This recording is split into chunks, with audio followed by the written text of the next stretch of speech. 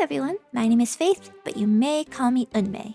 Welcome to the fourth installment of I have a strange obsession with spooky stuff, so I draw them as hot characters, otherwise known as my series Making Urban Legends Hot. Today we're starting out strong with a memeified urban legend, the Fresno Nightcrawler. And what I mean by memeified is that people usually depict this creature as walking pants in the middle of the night. Terrifying, I know. We're not gonna let this little guy skip leg day anymore. He's gonna get a glow up today! So as always, we have to start out with a sketch. I've been trying to get better at doing full body poses lately, so please bear with me. So let me just read you a quick summary of what this creature actually is supposed to be.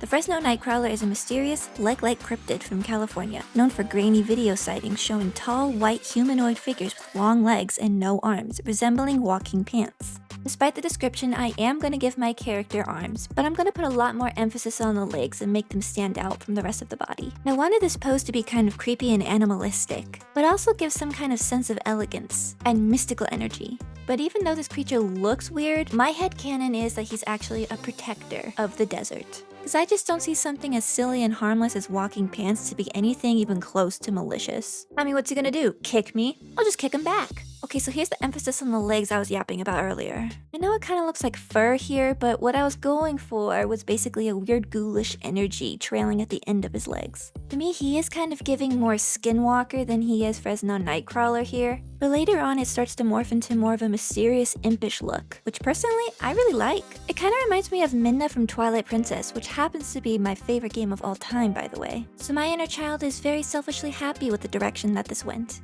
Alright, let's work on the face now. I want to give him sly, cunning, fox-like eyes. And I played around with giving him a little smirk, but I didn't feel that really fit his character very well, so I changed that later. Now let's make his face more gaunt. Because aside from getting buccal fat removal, I feel like he would definitely not have a lot of things to eat out in the desert. It's pretty scarce out there. And what does his diet primarily consist of? I have no idea. That's your guys' job to fill in my terrible writing gaps. Okay, it's time to start lining now. I always use the syrup brush for this part. It's just a default brush in Procreate, nothing fancy schmancy, cause unlike Dress to Impress, art is not pay to win. Now it's time to stop running from my responsibilities and actually define the shapes that are flowing from his legs. Yes, this is good. It's definitely not looking like fur. I don't know what you're talking about. Oh, is that a foot for free?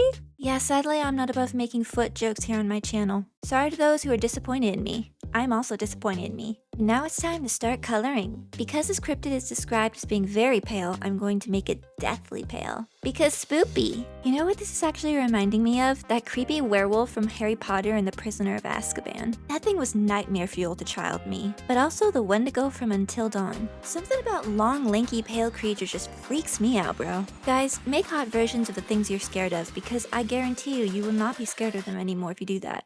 I think we as a society should normalize simping after the things that make us want to run away, because that definitely will not have any weird or unwanted side effects at all. Alright, let's give his hair a nice ombre effect, from black to white. And you may be muttering to yourself right now, that's the colors of a skunk. And to that statement I say, oh pepe le pew, which translates from French into stop being discriminatory towards skunks. I feel like golden eyes probably fit this character pretty well, and even though he probably has zero blood in his skin, I still want to give him a little bit of blush on the nose and the cheeks. And of course some eyeshadow, because nobody can take that away from me. I'd be doing all kinds of mental gymnastics to justify me putting makeup on this creature that lives in the wild. But at this point, it's kind of just part of my brand. Let's use a nice purple color to shade in that iridescent skin. For this drawing, I was a little bit lazy and I just used the lasso tool for all of the shading. Let's shade in that hair too. I also played around with the idea of maybe having some tattoos on his body, but ultimately I decided to go with these black splotches over his skin. It really helped to give the piece some nice contrast because there's just a lot of white going on.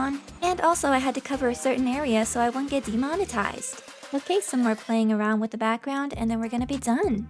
Since this thing's name is Fresno Nightcrawler, I of course had to have him out in a nighttime scene. That was not about to work that hard, so I just took an image from Pinterest. Ta-da! Here we go, here's the finished character. I think he turned out pretty cool. What do you guys think? Be sure to leave your opinions down below. Alright, on to urban legend number 2. The next one I wanted to try and tackle was the Ashman, not to be confused with the Assman. That's quite different. The Ashman, also called the Charman, is an urban legend from Ojai, California about a burned man who wanders the hills after surviving or dying in a massive wildfire. He's said to be an entity that stalks drivers and hikers in the middle of the night. The legend likely surfaced because of the 1940s and 1960s wildfires that were running rampant at the time, and probably because people love scary campfire stories. Anyways, you may notice that I'm drawing a man who's in great anguish and grief right now. This is because someone who was burned to death and forced to roam around the place that they once died is probably not going to be that happy. And I imagine he'd be in pain after being roasted like a s'mores over a Boy Scout's fire.